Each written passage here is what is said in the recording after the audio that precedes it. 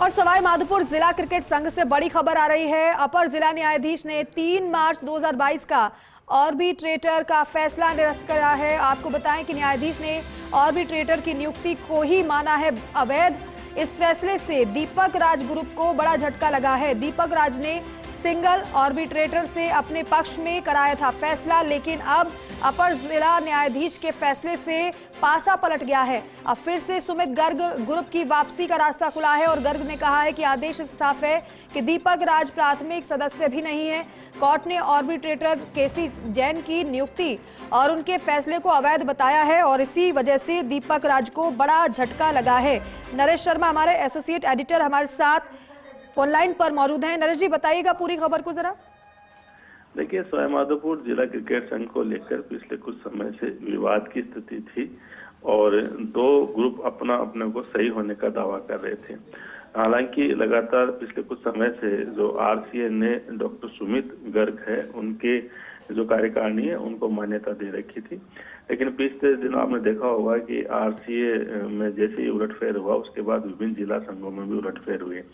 तो दीपक राज जो पहले वहां सचिव हुआ करते थे किसी समय, उन्होंने एक जो सिंगल आर्बिट्रेटर के फैसले के आधार पे खुद को सचिव घोषित किया और आरसीए ने उनके चुनाव को मान्यता दी थी।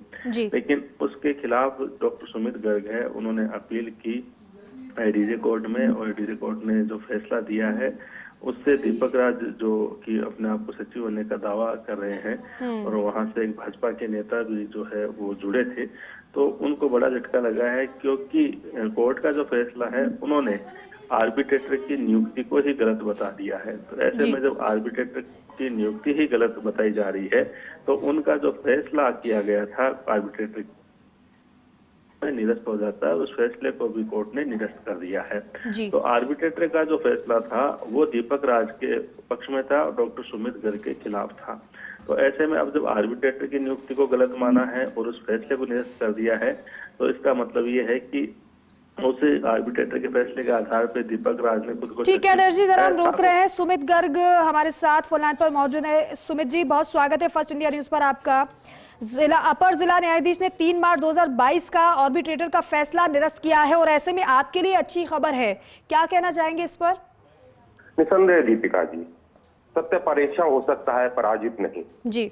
अपर न्यायाधीश का निर्णय जो है अपने आप में ये साबित करता है कि इस देश में न्याय प्रक्रिया सबसे ऊपर है जी। अपर न्यायाधीश ने ये माना है कि किस तरह फर्जी तरीके से क्लबों को इकट्ठा करके एक फर्जी तरीके से आर्बिट्रेशन करा के एक तथाकथित ग्रुप ने अपने आप को जिला क्रिकेट संघ का प्राइमरी सदस्य स्थापित करने की कुचेष्टा की और अपने निर्णय में अपर न्यायाधीश ने इसको निरस्त किया है। और आज की तारीख में बड़ा दुख के साथ कहना पड़ रहा है कि इसी फर्जीवाड़े को लेकर राजस्थान क्रिकेट संघ ने इस फर्जी गुट को मान्यता दे रखी है, जबकि इससे पूर्व में भी रजिस्ट्रार के एक आदेश को अपील अधिकारी जो प्रिंसिपल सेक्रेटरी स्पोर्ट्स होते हैं वो रद्द कर चुके हैं जी। और आज इस निर्णय के बाद तो अब कहीं भी हवा में भी इस गुट का कोई अस्तित्व नहीं रह जाता। इसलिए मैं अपील करूंगा आपके माध्यम से राजस्थान क्रिकेट संघ के कन्वीनर से, देश के खेल मंत्री से कि कम से कम जो न्याय है उसको देखें और न्याय करें। उनको जनता ने मैंडेट न्याय करने के लिए दिया है, इस तरह फर्जी लोगों को आगे बढ़ाने के लिए नहीं जी। लेकिन बात सुमित जी ये भी है कि जब नियुक्ति ही अवैध थी तो फिर इस तरीके से इसे वैध क्यों पहले मान लिया गया, क्यों ऐसा होने दिया गया? दीपिका जी देखिए, वैध कभी नहीं माना गया। ये आर्बिट्रेशन का जो ऑर्डर था इन्होंने खुद ही कराया, अपने आप में कराया। ये सोलो आर्बिट्रेशन है जिसमें मेरी कोई सहमति नहीं थी, लेकिन क्योंकि उन्होंने अपने आप में एक आर्बिट्रेशन करा लिया तो उसको लेके क्लेम करते थे कि आर्बिट्रेटर ने हमें नियुक्त किया है, जबकि आर्बिट्रेशन एक्ट कहता है कि दोनों पार्टियों के बीच में म्यूचुअल अंडरस्टैंडिंग एक व्यक्ति को लेके होनी चाहिए थी। तो ये फर्जी तरीके से कराया गया, जिसपे कि विद्वान न्यायाधीश ने अपनी टिप्पणी देते हुए ये कहा है कि आर्बिट्रेटर जो थे उनकी नियुक्ति अवैध थी, उनके कार्य करने का तरीका गैर कानूनी था, इसलिए उनको भी खारिज किया जाता है, उनके आदेश को भी खारिज किया जाता है। एक बात और, क्योंकि जिस ग्रुप को बड़ा झटका लगा है दीपक राज ग्रुप को, ऐसे में उनके उस ग्रुप के द्वारा जो फैसले लिए गए फिर तो वो भी फैसले निरस्त होंगे।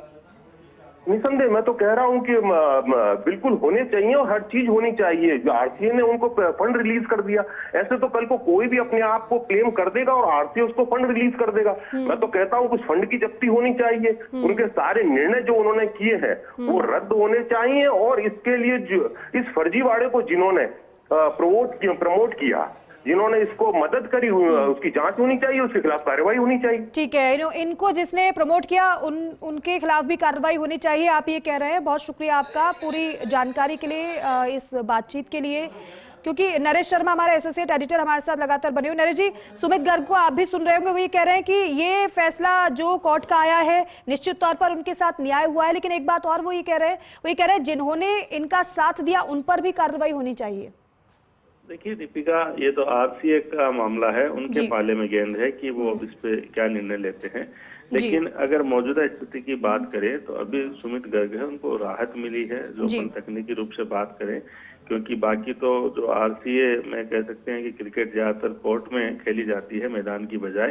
तो ऐसे में जो सुमित गर्ग को फिलहाल राहत मिली है और अब वो दावा करेंगे, आरसीए को पत्र लिखेंगे, क्योंकि कोर्ट ने जो है वो आर्बिट्रेटर का फैसला निरस्त कर दिया और उस फैसले के आधार पर दीपक राज सचिव बने थे, तो वो भी अब नहीं है। तो ऐसे में तो सुमित गर्ग खुद को फिर से मान्यता देने की अपील करेंगे।